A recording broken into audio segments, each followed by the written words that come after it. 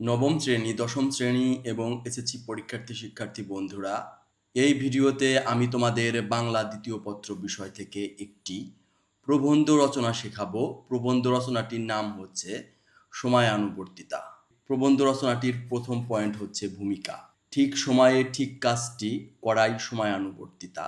জীবনের সফলতা বয়ে আনার জন্য যেসব গুণ গুরুত্বপূর্ণ ভূমিকা পালন করে তার মধ্যে সময়ানুবর্তিতা একটি।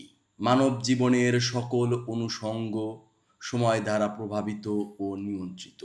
অনন্তের দিকে প্রবাহমান সময়কে যথাযথভাবে কাজে লাগানোকেই সময়ানুবর্তিতা বলে।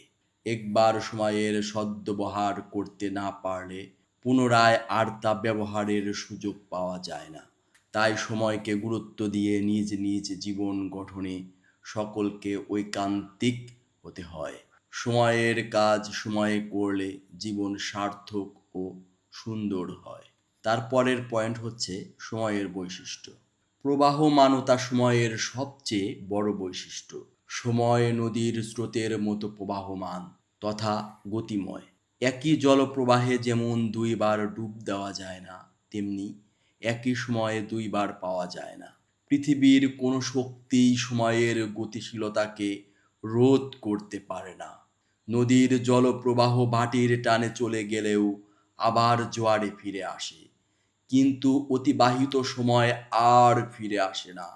সঠিক সময়ে উপযুক্ত কাজটি না করতে পারলে অসময়ে শত চেষ্টায়ও তা সার্থকভাবে করা যায় না। কথায় আছে, সময়ে ১ ভোর আর অসময়ে ১০ ভোর। পরের পয়েন্ট, মানব জীবনে সময়ের গুরুত্ব। মহাকালের হিসাবে মানব জীবন অতি ক্ষুদ্র। এই স্বল্পায়ু জীবনের প্রতিটি মুহূর্তই মূল্যবান। কেননা মহাকালের বিচারে মানুষ যে সময় পায় তা অতি নগণ্য। তাই জীবনের প্রতিটি মুহূর্তের সর্বোত্তম ব্যবহারে কাজ করা উচিত। যে ব্যক্তি সময়কে গুরুত্ব দিয়ে সময়ের কাজ সময়ে সম্পন্ন করে সে কোনো ধরনের বিড়ম্বনায় পড়ে না। এক জীবনে মানুষ যে পরিমাণ কাজ করতে পারে তার একটি সীমা আছে। তাই কোনো কাজ ফেলে না রেখে যথাসময়ে তা সম্পন্ন করা উচিত। তারপরের পয়েন্ট, সময়নিষ্ঠ ব্যক্তি।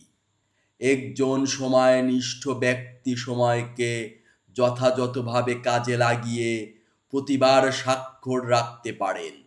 সময়ানুবর্তিতা মানুষকে কাজের গুরুত্ব শেখায়।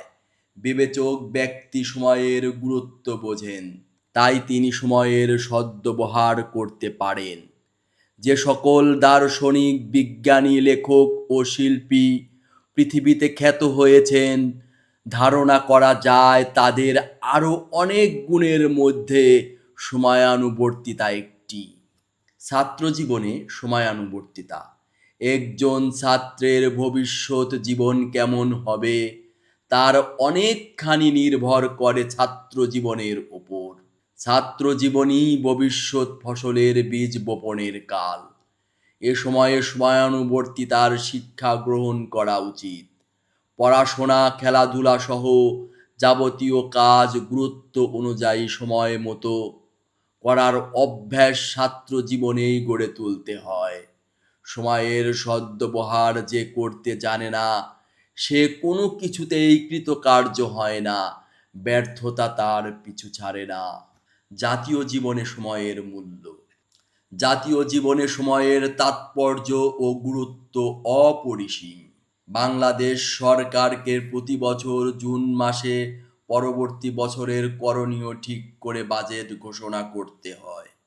এই বাজেটে উল্লেখিত কর্মসূচি ও প্রকল্প যথাসময়ে শেষ করতে না পারলে সরকারকে চাপের মধ্যে পড়তে হয়। আবার যাবতীয় অঙ্গীকার যথাসময়ে শেষ করতে পারলে স্বাভাবিকভাবেই সরকারের সুনাম হয়। আসলে একটি দেশের মানুষ সময় সম্পর্কে কতটা সচেতন এর ওপর নির্ভর করে সে দেশের অগ্রগতি। পৃথিবীতে যে জাতি যত বেশি সময়নিষ্ঠ সে জাতি তত বেশি উন্নত।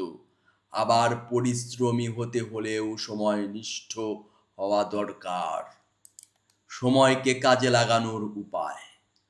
কয়েকটি বিষয়ে লক্ষ্য রাখলে সময়কে সঠিকভাবে ব্যবহার করা যায়।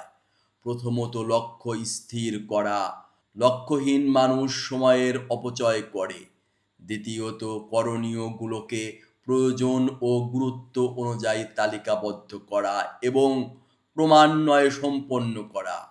কোনো নির্দিষ্ট সময়ে যে কাজটি সবচেয়ে জরুরি সেই কাজটি করা উচিত।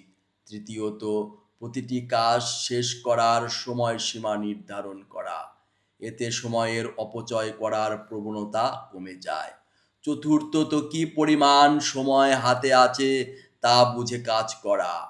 পঞ্চমত, আলস্য ও উদাসীনতা পরিহার করা। সময়ানুবর্তিতা ও সাফল্য। যে ব্যক্তি সময়কে মূল্যায়ন করতে জানে না সে জীবনে সাফল্য লাভ করতে পারে না। জীবনে নির্দিষ্ট লক্ষ্যে পৌঁছাতে চাইলে সময়কে যথার্থভাবে কাজে লাগাতে হবে। পৃথিবীর সকল সফল মানুষের সাফল্যের রহস্য সময়ানুবর্তিতা। কোনো মানুষই গুণের আধার হয়ে জন্ম নেয় না।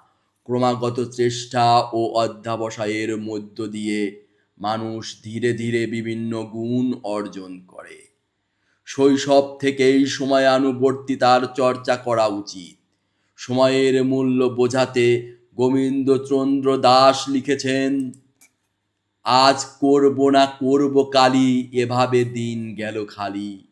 কেমন করে হিসাব দেব নিকাশ যদি চায়, দিন ফুরায়ে যায় রে আমার, দিন ফুরায়ে যায়। উপসংহার।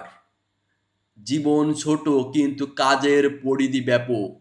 তাই কম সময়ের মধ্যে মানুষকে নিজের চূড়ান্ত শীর্ষে আরোহণ করতে হলে সময়কে যথাযথভাবে কাজে লাগাতে হবে। যে কৃষক যথাসময়ে বীজ বপন করে না সে কেমন করে পাকা ফসল ঘরে তুলবে? যে ছাত্র নিয়মিত পড়াশোনা করে না সে কি করে কৃতকার্য হবে? কাজেই একথা মানতেই হবে যে সময়কে অবহেলা করা ঠিক নয়, বরং উপযুক্ত পরিশ্রম ও সময়ানুবর্তিতা মেনে চললে জীবনের চলার পথ সুগম হবে, তা নির্দ্বিধায় বলা যায়। শিক্ষার্থী বন্ধুরা, এই প্রবন্ধ রচনাটি খুবই গুরুত্বপূর্ণ। প্রবন্ধ রচনাটি যদি তোমার কাছে গুরুত্বপূর্ণ মনে হয় তাহলে অবশ্যই ইমরান অনলাইন স্কুল চ্যানেলটি সাবস্ক্রাইব করবে এবং এরকম আরও ভিডিও বেশি পেতে চাইলে পাশে থাকা বেল বাটনটি ক্লিক করতে হবে। ভিডিওটি দেখার জন্য তোমাদের অনেক ধন্যবাদ।